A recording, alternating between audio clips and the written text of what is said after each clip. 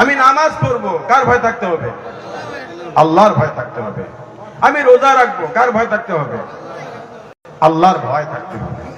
যখন আমার ভিতরে আল্লাহর ভয় থাকবে, আল্লাহর ভয় নিয়ে আমি যখন সামনে চলবো, দুনিয়ার যত বাতিল ফেরকা, দুনিয়ার যত তাগুত, যত রক্তচক্ষু, কোনগুলো তাকওয়া না করে আল্লাহর বান্দা সামনের দিকে অগ্রসর হবে। কথা ঠিক কিনা? আল্লাহর বান্দা সামনের দিকে অগ্রসর হবে।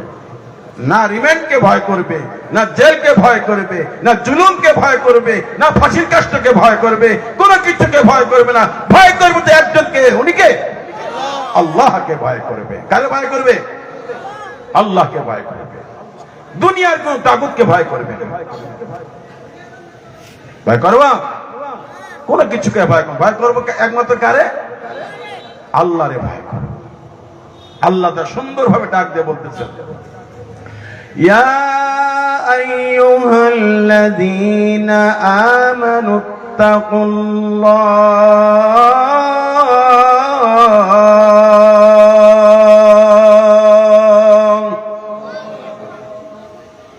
হে মুমিনগণ, হে ঈমানদারগণ, ইত্তাকুল্লাহ, আল্লাহকে ভয় করো, তাকওয়া অর্জন করো। কি অর্জন করো? তাকওয়া অর্জন করো। তোমরা কিভাবে তাকওয়া অর্জন করবে? কিছু ছাড়তে হবে, কিছু ধরতে হবে। সারা ধরার মধ্যে তোমরা তাকওয়া অবলম্বন করবে। সারা ধরার মধ্যে কি করবে? তাকওয়া অবলম্বন করবে। ছাড়বে কি?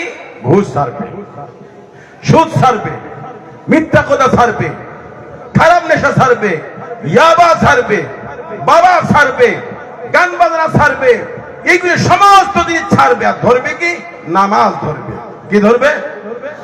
নামাজ ধরবে, কোরআন তেলাওয়াত ধরবে, জিকির ধরবে, রোজা ধরবে, সত্য কথা ধরবে, ইসলামকে আঁকড়ে ধরবে। কথা ঠিক কিনা? ধরা আর ছাড়ার মধ্যে কি করতে হবে? তাকওয়া অর্জন করতে হবে।